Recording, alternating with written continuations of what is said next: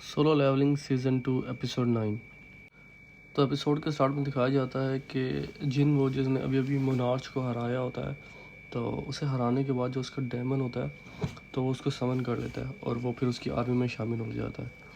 साथ ही क्योंकि जिनबू ने मोनार्च को हराया होता है तो उसको एक एबिलिटी भी उसकी अनलॉक होती है। तो उसको एबिलिटी में मिलता है कि वो किसी भी अपने शेडो के साथ अपनी प्लेस को चेंज कर सकता है। साथ ही साथ जिनबू को एलेक्सर ऑफ लाइफ भी मिल जाता है। तो वो बहुत एक्साइटेड होता है और वो अपनी मदर को जल्द से जल्द ठीक करना चाहता है। तो वो जल्दी से, क्योंकि उसने कुछ डैमेज यहाँ पर आने से पहले सिटी में छोड़े थे, तो उनके साथ एक के साथ अपनी जगह को चेंज करता है और सीधा सिटी में पहुँच जाता है। और सीधा वो डायरेक्टली अपनी मदर के पास जाता है उसे ठीक करने के लिए, और वो उसे एलेक्सर ऑफ लाइफ जैसे ही पिलाता है तो एक रोशनी सी क्रिएट होती है और कुछ थोड़ी देर के बाद उसकी उसकी जो मदर होती है वो जाग जाती है।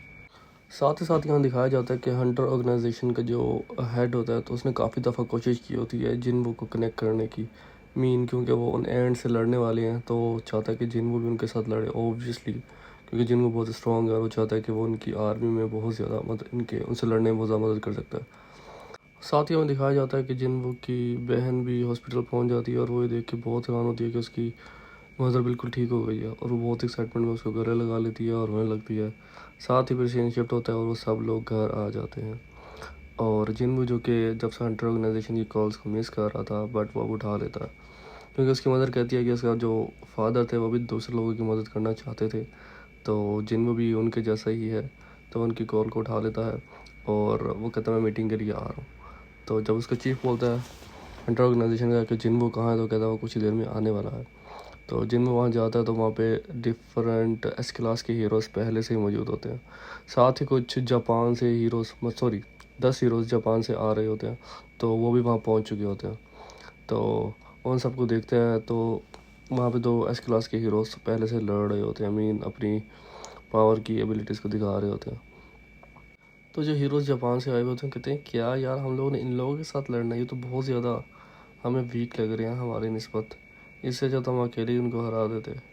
तो उनमें से एक सुन लेता है और कहता है क्यों ना 1v1 फाइट हो जाए और हम देखेंगे कि कौन ज़्यादा स्ट्रॉन्ग है। जस्ट एक फ्रेंडली फाइट। वो सब मान जाते हैं और फाइट स्टार्ट ही होने वाली होती है कि वहीं पर सीन ख़त्म हो जाता है। और नेक्स्ट में हम देखेंगे, ये एपिसोड को ज़्यादा मज़े की नहीं थी क्योंकि इसमें ज़्यादा टॉक थी, ज़्यादा लड़ाई नहीं थी और इसके अलावा कोई ज़्यादा एक्शन सीन्स भी नहीं थे। बट नेक्स्ट एपिसोड में मज़े की होने वाली है क्योंकि तमाम एस क्लास के हीरोज़ आपस में लड़ने वाले हैं और मुझे पूरा यकीन है कि जिनवू भी अपनी एबिलिटी ज़रूर दिखाएगा। तो सब्सक्राइब ज़रूर कर लीजिएगा नेक्स्ट एपिसोड के लिए, जो ड्रैगन। तो मिलते हैं नेक्स्ट एपिसोड के लिए, तब तक के लिए बाय बाय।